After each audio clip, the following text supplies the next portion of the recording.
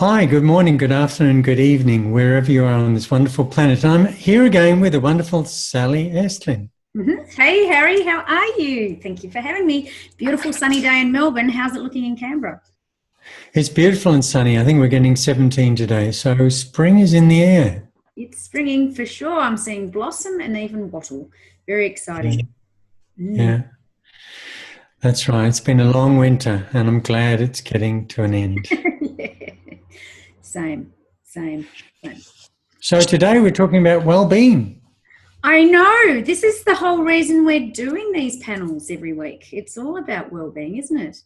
It's It is. something we're both passionate about, for sure. It is. Mm. And when did you start becoming interested in well-being, Sally? Oh, that's interesting, because I was just thinking about that today, and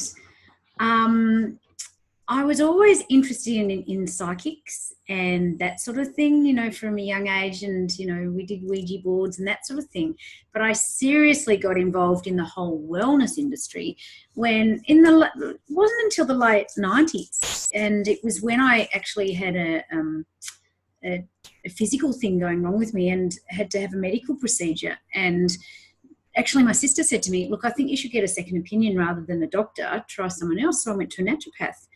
And then it just evolved from there, just starting with a naturopath, taking an interest in how herbs, and then homeopathics, and then aromatherapy, and then into the whole world of natural therapies. And then that evolved into my own well-being and my own mindset and my own choices and being accountable for what I was doing. So rather than looking for Band-Aids, I had to look within. So it's an ongoing journey. It's a work in progress, but it wasn't until the late 90s. So I'm a late adopter. How about you, Harry? Well, probably about the same, although we always adopted some healthy choices. So we always ate well. We never bought bread. We cooked food the long way. We didn't eat fast food and so on. But one of the things that I work in a whole health clinic, and one of the things I do to tease some of the other practitioners is to ask them whether they have clients or patients. Yeah, good point. So what do you have? Do you have clients or patients? Well, I hate to tell you, I now have friends. All my clients have become friends because we're all on the same page. And I know. So do you know the difference? Do you know the difference between a client and a patient? No, share. A patient is what you did when you went to your doctor. You did what you were told. You surrendered. You asked the doctor what to do, and he told you, or she told you. Whereas if you're a patient, you're actually doing that inner stuff where you take self-responsibility. I mean, you mean as a client? As a client, sorry, as a client. Yeah, got muddled up. And patient has, unwell or ill health connotations to me. A patient is someone who's sick, whereas a client is someone who needs some guidance and support to get somewhere. Yeah, and they're taking self-responsibility. That's the key difference, and that is the number one thing to deciding to go onto this path of well-being or wellness. You have to be prepared to take responsibility for what's happening to yourself, not to blame anyone else. Yeah. It's first of all having that awareness, and then making the choice that you want to do something differently, or you need some help or guidance or support to shift you from where you're at the moment. A patient going in wanting a Band-Aid, usually a Band-Aid to the solution as a solution, rather than stopping and looking at the cause, which is what the whole wellness industry is about. Let's rip off the Band-Aid and get down to the root cause of what's causing you to be like this, feel like this, look like this, think like this.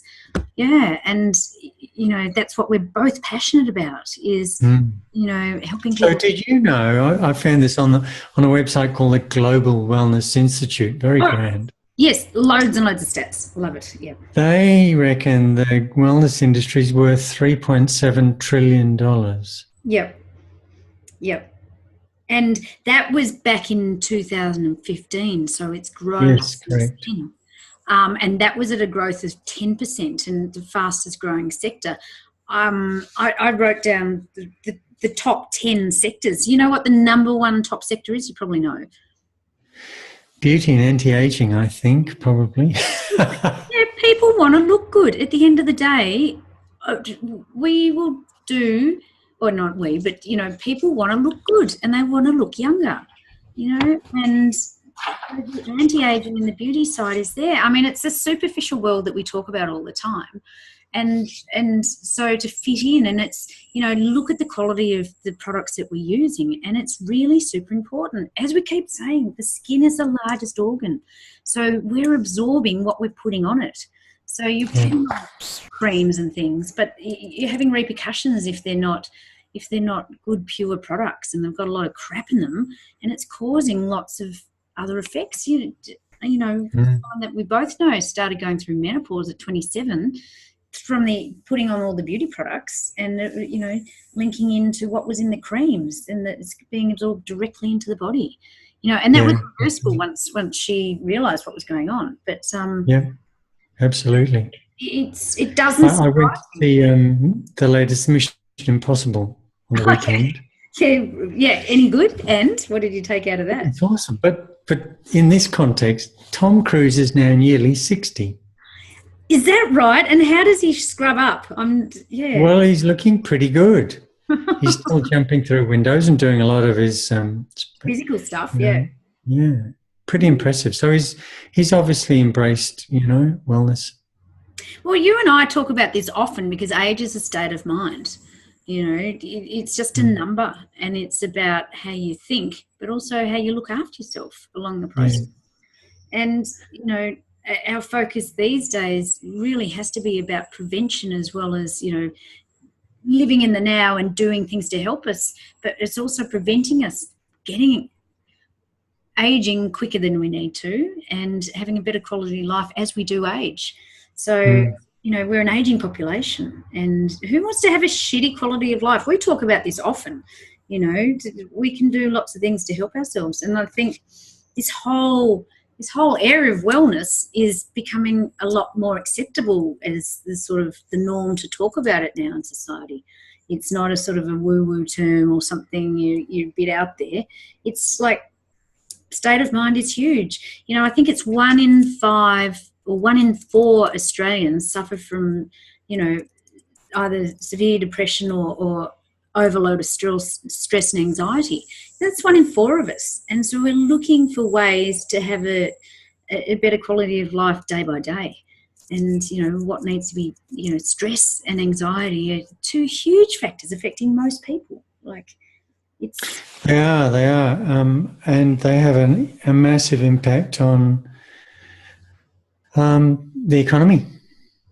That's right. Yeah. Putting on my economist hat, I think is 12% impact, and that is something that you can avoid in the long term. You can engineer stress out.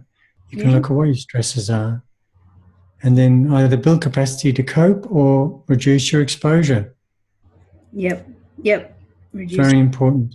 One of the other things that's really important for wellness is connectivity. Is the community that you build around yourself. Community. Oh, that's just been a common theme lately. And I watched a show on SBS or something like that, and there was a group of, I think they were mainly European people, that were up in their 90s, 100s and whatever. Number one thing linking them all together to longevity, they all put down to that sense of community. They weren't particularly fit and they were eating well, but it was that having people around them, not being isolated, and, you know, that community thing. Some of them would just sit out in the laneway on their chairs and just chat to people and wave as they went past, but everybody knew them. And, you know, you can literally picture yourselves in these little alleys and in these little villages, and like saying, hi, Joe, or whatever your name is, and, you know, how's it going? No, my name's Harry. It's not Joe. Harry, but that's a really good point. Communities and the people that you surround yourself with. It's very important. And because you will take on the characteristics of the people around you. So associate with good people, associate with creative people, bright people, happy people. Yep. Some of it will rub off on you if you're a bit depressed. Yeah, well, you become, as you just said, the people you surround yourself with, you become that. And yeah. So my 3 tips for this is, first of all, you have to adopt self-responsibility. You have to make that commitment. Yep. Then you have to assess your health and well-being status, and with a motivation to change. And then the third thing is to action small, achievable steps. Yep.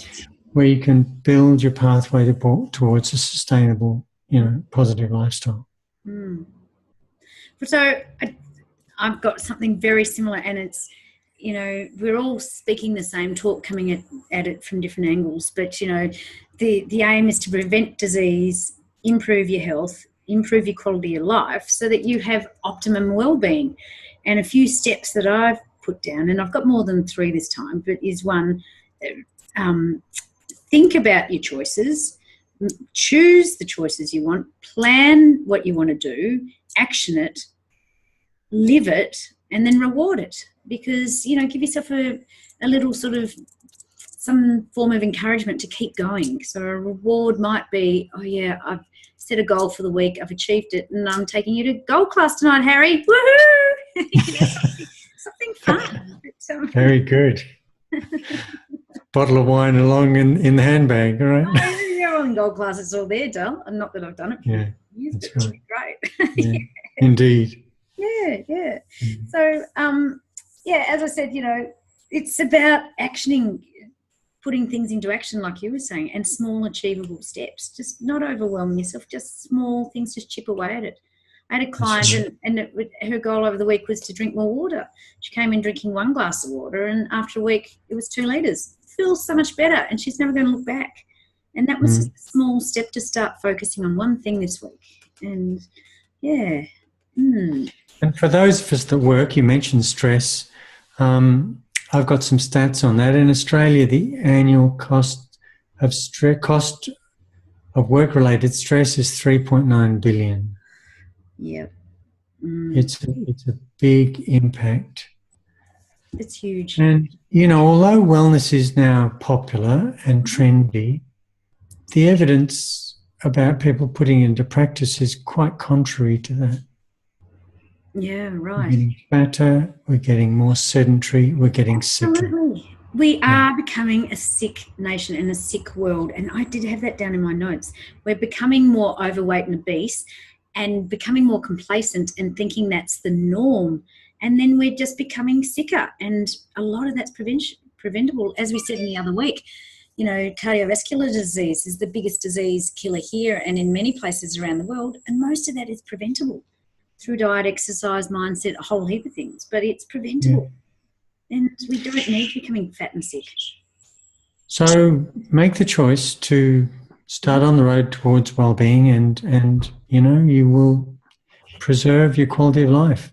It's a good investment. You deserve it. Absolutely, you deserve to have a better quality of life. And, you got to start somewhere. Just dabble. That's what I did, and then I fell into it. It's like a sinkhole. Small steps. Small steps. That's what it's about. Well, thank you for the chat today, Harry. Always love it. Love this subject. Fantastic. Yeah, it's my favourite subject. I do. That's why we're friends. Yeah. Right, okay, catch you next week, Sally. See you later. Bye.